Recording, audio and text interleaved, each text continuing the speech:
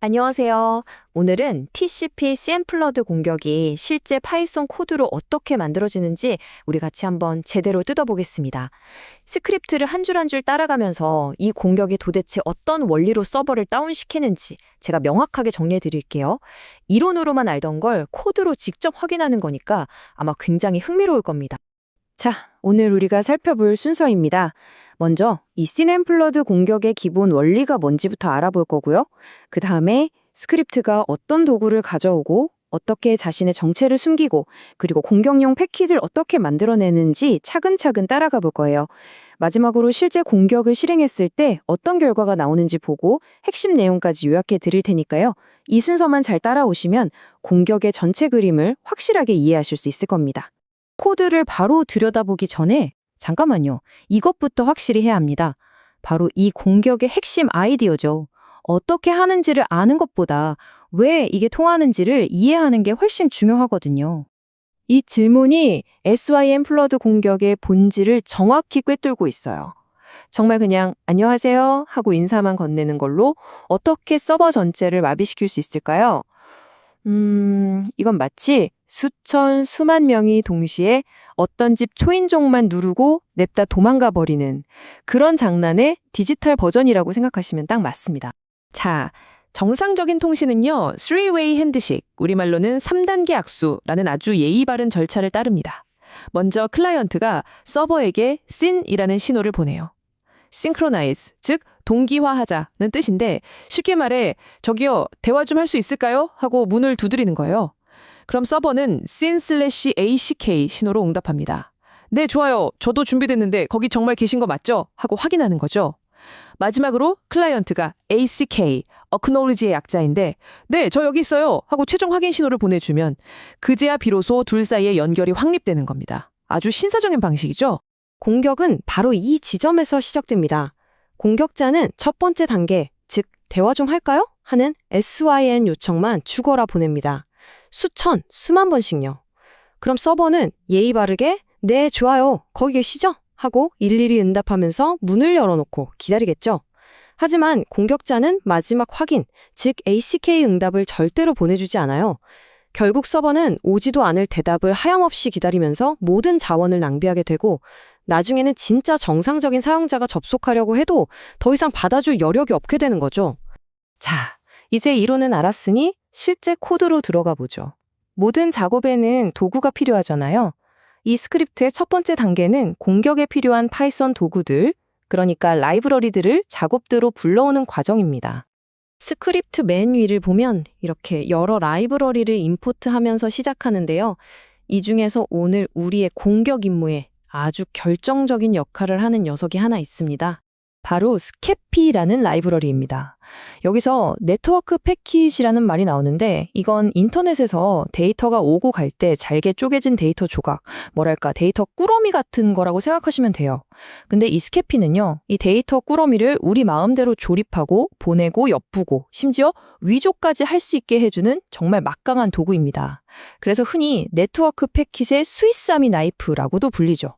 우리가 원하는 공격 패킷을 A부터 G까지 직접 설계하는데 이만한 데 없습니다. 공격자는 당연히 자기 흔적을 남기면 안 되겠죠. 그래서 코드의 다음 단계는 자신의 정체를 완벽하게 숨기기 위한 위장수를 준비하는 과정입니다. 바로 이 random IP라는 함수가 그 역할을 하는데요. 이게 바로 가짜 신분증, 즉 존재하지 않는 IP 주소를 만들어내는 코드입니다. 이걸 전문 용어로 IP 스푸핑이라고 하죠. 코드를 자세히 보시면요.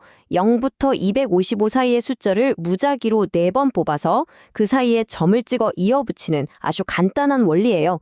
이렇게 매번 완전히 새로운 가짜 IP 주소를 순식간에 만들어내는 겁니다. 그럼 IP 스푸핑이 뭐냐? 다시 한번 정리해 드릴게요.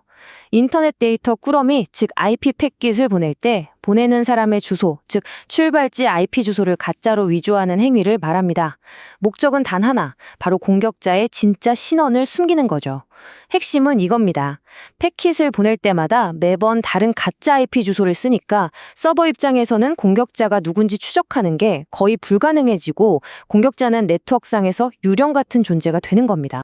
좋습니다. 이제 도구도 챙겼고 위장술도 익혔어요. 그럼 이제 본격적으로 공격의 핵심인 악성 패킷을 직접 조립해 볼 시간입니다. 말 그대로 디지털 무기를 만드는 과정이죠. 바로 이 코드블럭에서 공격용 패킷의 각 부품들이 하나하나 조립됩니다. 자, 보세요. ippacket.src는 소스, 즉 출발지죠. 여기에는 아까 본 랜덤 IP 함수를 써서 계속 다른 가짜 주소를 넣고요. dst는 destination, 목적지, 바로 공격 대상 서버의 실제 주소입니다. 그리고 스포트, 디포트는 각각 출발지와 목적지 포트 번호인데요. 포트는 서버 안에 있는 수많은 서비스들 중에 정확히 어떤 서비스로 갈 건지 알려주는 문번호 같은 거예요. 그리고 마지막으로 가장 중요한 부분이 남았습니다. 바로 플래그 설정이죠. 바로 이 한 줄. 플래그스는 S. 이게 이 공격의 전부라고 해도 과언이 아닙니다. 여기서 S는 아까 말씀드린 SYN, 즉 동기화의 약자예요. 통신을 시작할 때 사용하는 특별한 신호죠. 이 S 플래그만 딱 넣어서 패킷을 보낸다는 건 우리가 3단계 악수의 첫 번째 단계, 즉 대화 좀 할까요? 하고 문을 두드리는 행위만 정확하게 흉내내겠다는 뜻입니다. 이 표를 보시면 우리가 만든 디지털 무기의 설계도가 한눈에 들어오죠? 출발지 IP는 랜덤 함수로 계속 바꿔서 공격자 신원을 숨기고요. 목적지 IP와 포트 번호는 공격 대상을 정확하게 겨냥합니다. 그리고 가장 중요한 저 시논, 플래그가 대화 시작하자는 신호를 보내는 공격의 핵심 역할을 하는 거죠. 각 부품이 어떤 목적을 가지고 있는지 명확하게 보입니다.